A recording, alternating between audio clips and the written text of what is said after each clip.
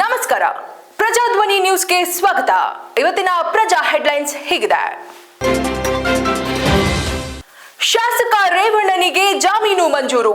ಸಂತ್ರಸ್ತೆ ಅಪಹರಣ ಪ್ರಕರಣ ಮೈಸೂರಿನ ಕೆಆರ್ ನಗರಕ್ಕೆ ಹೋಗದಂತೆ ಷರತ್ತು ಮಾಡಿದ್ದಾರೆ.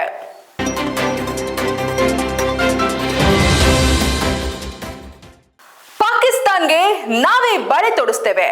ಧಾನ್ಯದ ಜೊತೆಗೆ ಬಳೆಗಳ ಕೊರತೆ ಇರುವುದು ಗಮನಕ್ಕೆ ಬಂದಿದೆ ಎಂದು ಪ್ರಧಾನಿ ನರೇಂದ್ರ ಮೋದಿ ವ್ಯಂಗ್ಯವಾಡಿದ್ದಾರೆ.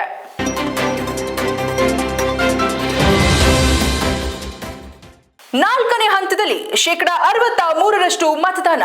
ಪಶ್ಚಿಮ ಬಂಗಾಳದಲ್ಲಿ ಹಿಂಸಾಚಾರ ಹಾಗೂ ಆಂಧ್ರ ಪ್ರದೇಶದ ವಿಧಾನಸಭೆ ಚುನಾವಣೆಯಲ್ಲಿ 68% ಹೆಚ್ಚು ವೋಟಿಂಗ್.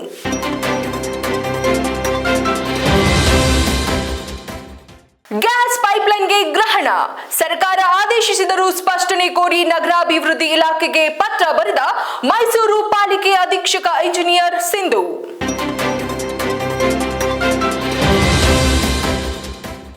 ಚಿಲ್ಲರೆ ಹಣದುಬ್ಬರ ಅಲ್ಲ ಇಳಿಕೆ. ರೆಪೋ ದರ ಸದ್ಯಕ್ಕೆ ಇಳಿಕೆ ಸಾಧ್ಯತೆ ಇಲ್ಲ. ಆಹಾರ ಮತ್ತು ಪಾನೀಯ ದರ ಏರಿದ್ರೂ ಚಿಲ್ಲರೆ ಹಣದುಬ್ಬರ 4.83% ಕುಸಿತ.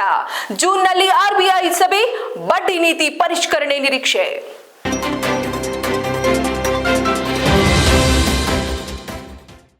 ಎಫ್ಐಆರ್ಗೂ ಮುನ್ನ ಆರೋಪಿ ವಶ. ಸಾಕ್ಷ್ಯ ನಾಶಕ್ಕೆ ಸಿಸಿ ಕ್ಯಾಮೆರಾ ಫುಟೇಜ್ ಡಿಲೀಟ್ ಮಾಡಿದ್ದಾರೆ ಎಂದು ಸಾರಾ ಮಹೇಶ್ ಆರೋಪ ಮಾಡಿದ್ದಾರೆ.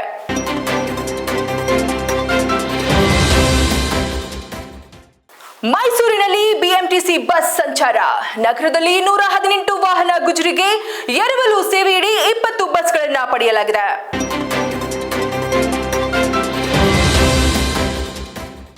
ತಂತ್ರಜ್ಞಾನದಿಂದ ಉದ್ಯಮದಲ್ಲಿ ಸಾಧನೆ ಸಾಧ್ಯ. ರಂಗರಾವ್ ಅಂಡ್ ಸನ್ಸ್ ಕಂಪನಿಯ ಸಿಇಒ ಅರ್ಜುನ್ ರಂಗ ಹೇಳಿಕೆ.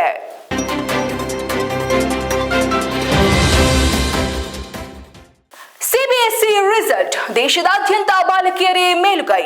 90% 95% ಪಡೆದ ವಿದ್ಯಾರ್ಥಿಗಳ ಸಂಖ್ಯೆ ಕಳೆದ ವರ್ಷಕ್ಕಿಂತ ಹೆಚ್ಚಳ.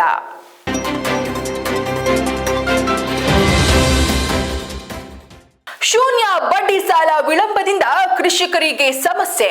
ಹೊಸ ರೈತರಿಗೆ ಲೋನ್ ಕಷ್ಟ. ಸಾಲ ವಿತರಣೆ ಮೇಲ್ವಿಚಾರಣೆಗೂ ನೀತಿ ಸಂಹಿತೆ ಅಡ್ಡಿ. ಸಕಾಲಕ್ಕೆ ಸಾಲ ಸಿಗಲ್ಲ.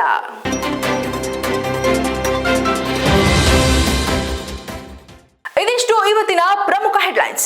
ಮತ್ತಷ್ಟು ಸುದ್ದಿಗಳಿಗೆ ನೋಡ್ತಾ ಇರಿ ಪ್ರಜಾಧ್ವನಿ ನ್ಯೂಸ್.